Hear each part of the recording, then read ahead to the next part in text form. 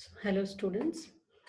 In this video, we are going to see two more concepts of PLSQL programming. First one is cursors and the second one is procedures. So in the previous two videos, I have explained you what is PLSQL, how is it different from SQL and what are its benefits. Then followed by the other video, I have explained you what is meant by triggers. Now we are going to see what are the concepts of cursors and procedures. First, let us see what is a cursor. Now, whenever any SQL statement is getting executed in the Oracle server, what the server will do is it will allocate some separate private memory area in order to execute that particular statement. And that private memory area here is called as context area. Okay, so whenever this particular context area is there, your SQL statement will be executing. So for every context area, there will be a cursor associated with it because we should know where that particular SQL statement is getting executed. So to know that, we will be having something called as a cursor. So cursor can also be thought as a label to that particular context area, or you can also call the cursor as a pointer. Or in many situations, a cursor is called as both because a named cursor, when you give some name to the cursor, the name itself become labels. And that label is nothing but it is pointing to the context area where that particular SQL statement is getting executed. See this figure. This area is called as a context area where the SQL statements are processed. And cursor is nothing but it is a pointer to this particular context area. Then what will this cursor be holding or storing within it? It will be storing or holding all the rows that are returned by that particular SQL statement. Suppose if I say select star from customers, this particular SQL statement will retrieve 6 or 8 rows. But if I say select star from customer where ID is equal to 11, this statement will return only one row. So whatever it is, whether the statement is returning one row or the statement is returning more than one rows, a cursor can hold what all values in the form of rows are returned by the SQL statement. And what all values or rows the cursor is presently holding is called as active set. Because now which particular SQL statement is getting executed? The active SQL statement. So what all rows it retrieves is called as the active set. Then we can name a cursor. We can give a separate name to a cursor so that we can refer to that particular cursor when you're writing any program. That's what it is said that a cursor is also called as a label. Then how many types of cursors exist? There exist two types of cursors. One is called as the implicit cursor and the other is called as the explicit cursor. The name itself is telling you implicit means they are inbuilt. Explicit is they are user defined. Now I'm going to explain you what is the difference between these two, how they can be declared. First, let us see what is an implicit cursor. Implicit cursors, they are inbuilt. We are nothing to do with that. They are automatically created by the Oracle engine or Oracle server whenever any SQL statement is executed. We are nothing to do. The Oracle server itself will create that particular cursor automatically when any SQL statement is executed. And programmers cannot control implicit cursors because if we have created the cursor, we can put a control on its functioning. But when the Oracle only has created the cursor, we as programmers can simply use the cursor, but we cannot control that particular cursor. Okay, see here, whenever any DML statement, insert, update or delete is executed or issued, a cursor associated with that particular statement. The Oracle automatically associates a cursor. See here, if it is an insert operation, what will that cursor have? It will have the data that need to be inserted. Whenever you are executing insert, then the cursor will be having what data to be inserted. If you are executing update and delete operations, then the cursor will tell you what are the rows which got updated or what are the rows which got deleted. That is which rows got affected because of that update and delete operations. Okay, and in this terminology of PLSQL programming, these implicit cursors are also called as SQL cursors. And every SQL cursors have some attributes which I'll be explaining in the coming slide. See here. These are the four very, very important attributes which every cursor possesses. First attribute is called as percentage found. What it means, if at all that particular statement returns at least one row, suppose I am saying select a star from customer where ID is equal to 1. If there is any customer with ID is equal to 1, then that one row will be fetched. Then this is true. But suppose if there is no customer with ID 1, then no row will be fetched or returned. Then the percentage found will be false. So how do you write it? Whatever is the name of the cursor, percentage found. And not found. This attribute is quite opposite to found. Not found. It will be true if that particular SQL statement is not returning any row. Means nothing is found. So it will be true. But if something is found or at least one row is retrieved or returned, then it is false. Then there is a third attribute called as percentage row count. This particular attribute is simply counting how many number of rows are fetched by that particular cursor. That's all. 2 rows, 3 rows, 8 rows, 10 rows. And there is one more attribute called as is open. This particular attribute will be checking and telling whether presently that particular cursor state is open state or closed state. If it is open, then it will return a value true. If it is closed, then it will return a value false. And any SQL cursors are nothing but implicit cursors. They will always be written like this: SQL percentage, whatever is the name of the attribute. Like SQL percentage found, SQL percentage is open. Because for implicit cursor, there is no special name. If programmer is giving the name, then we will write that cursor name. But for implicit cursor, we are not giving the name. Programmer has no control over that. So it is written as SQL percentage attribute name. Let us consider a small example. I am again taking the same customer table which I have explained in the concept of triggers. Okay, here there are 6 rows, 6 different customers with their ID, name, age, address, and salary. Now I am writing a small program which is making use of the implicit cursor. And what is that implicit cursor doing? It is counting how many number of rows got affected when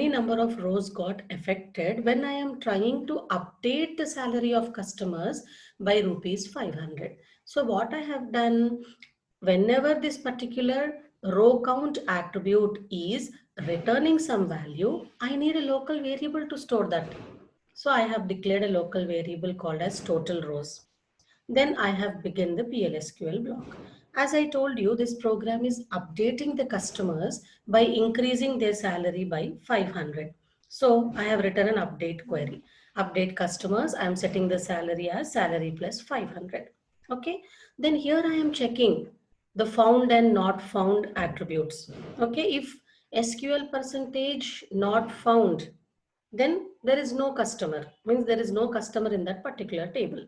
But if it is found, then what you have to do, you should find out SQL percentage row count. That is how many rows got updated when you have increased the salary by 500. That number will come and get stored in this local variable, which you are displaying with the output statement. And you are closing the if statement. So what is happening when you are executing this statement? See, you are getting 6 customers selected. From where this number 6 came? It has come from here. See, SQL percentage row count. And because there are 6 rows in this particular table and you are writing update customer, all the 6 rows, that is 6 customers salary got updated.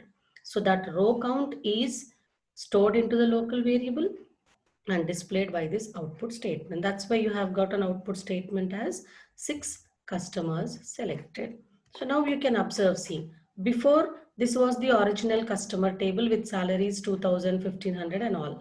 But after, every person's salary has incremented by 500. Means all the 6 rows got affected.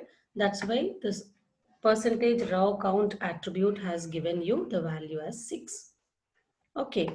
Now let us come to the explicit cursors. The name explicit itself is telling that they are programmer defined cursors. So you only can give the name to that cursor and you can have a complete control over that particular cursor indirectly over the context area also. Okay, but the explicit cursors must be defined first in the declaration block. And whenever you are declaring any explicit cursor, you should make use of a select statement, which will return one or more than one rows. Okay, so this is how you create any explicit cursor. Hope you people can see the syntax here. You write the keyword cursor.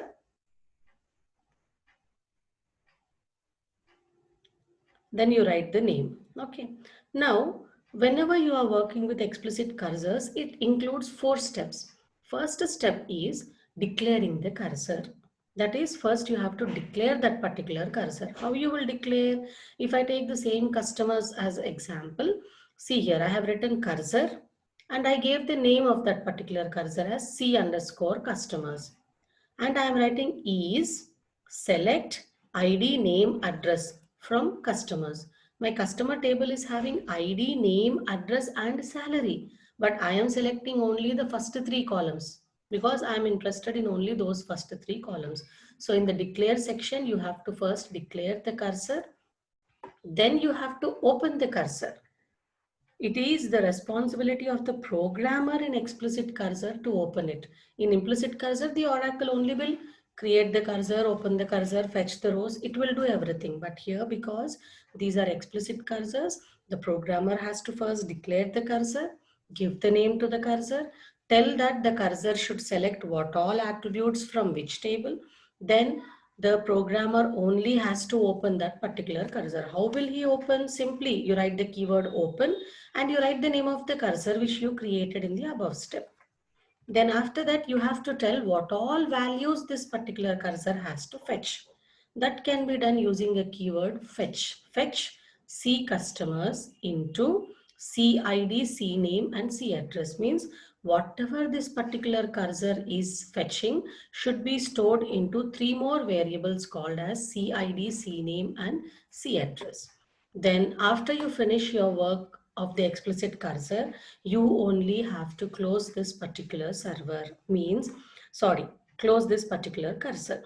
Because whenever explicit cursor is created, a separate memory is allocated for that particular cursor also.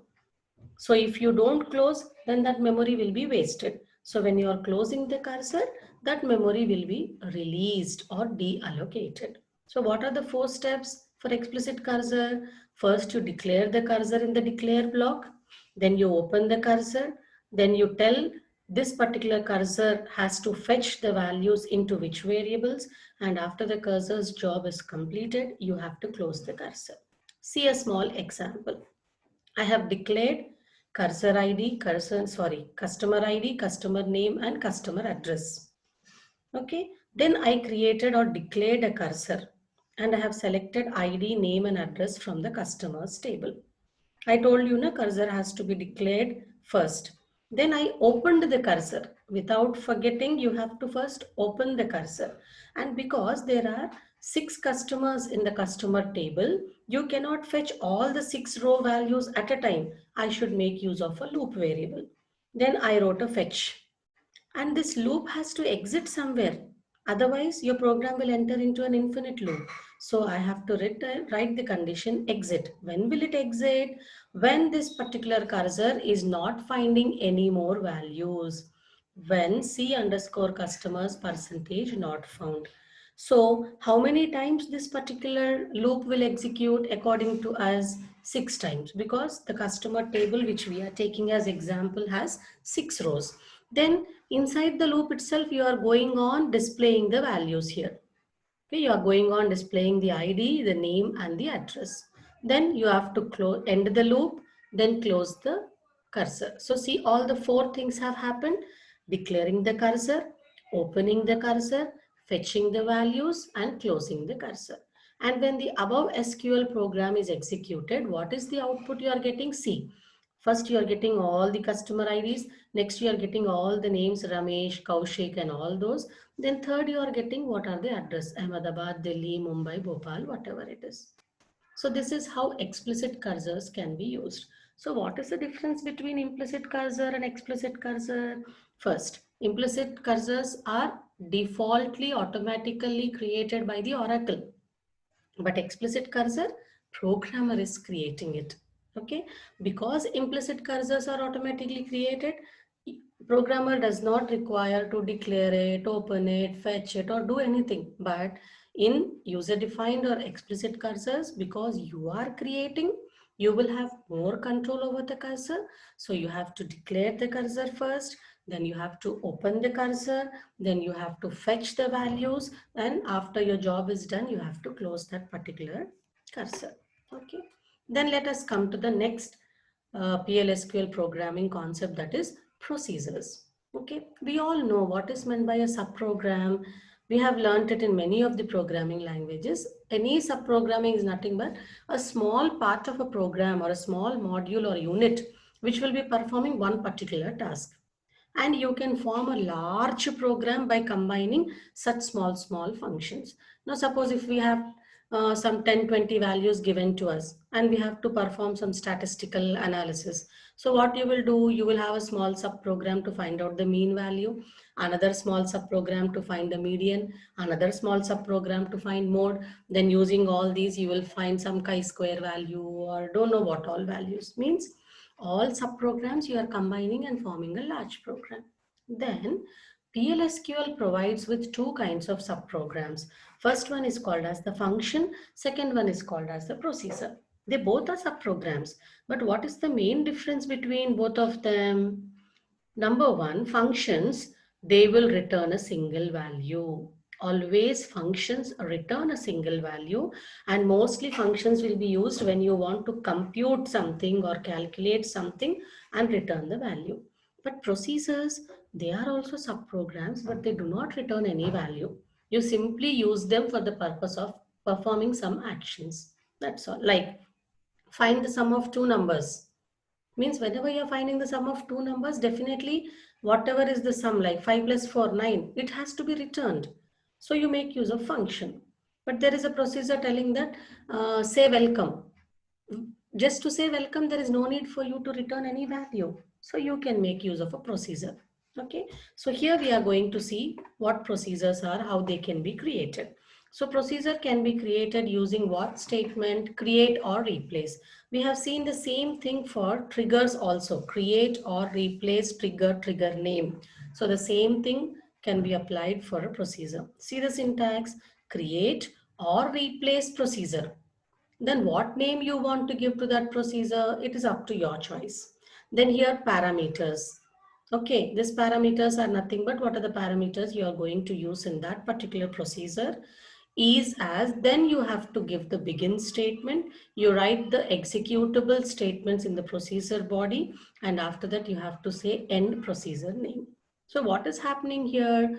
Procedure name, what it will do, it will specify the name which you are giving to that particular procedure. Then what this replace is, I already told you at the time of triggers that if at all anybody else has created a procedure with the same name before you, okay, suppose you are saying create procedure P1. Somebody else also has created the same procedure P1. So if you write create procedure P1, it will say name already exists. But if you write create or replace procedure P1, then what it will do, even though P1 procedure already exists, it will replace this procedure with the procedure which you are creating now.